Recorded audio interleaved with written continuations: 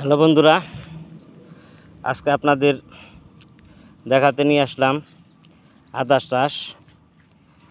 বাংলার সেই বিখ্যাত মশলা। দেখেন কত সুন্দর আদা চাষ হয়েছে। আর ছোট ভাই জির আদা উঠাইতেছে। এই আদা বেচে আমার ভাই বিয়ে করবে, তার জন্য আপনারা সবাই দোয়া করবেন। তার নাম হলো মোহাম্মদ আবদুল্লাহ। যে অসুবিধা কি, আমার বন্ধুরা দেখুক যে তুমি কত সুন্দর আদা চাষ করেছো। এটা ঘুরে ঘুরে দেখাচ্ছি বন্ধুরা, দেখেন কত সুন্দর ফলন হয়েছে,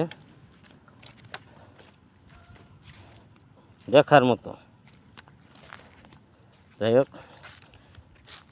আপনারাও আদা চাষ করে সফল হন আমার ভাইয়ের মতো, এই কামনা করি। আদা একটা খুব উপকারী মশলা।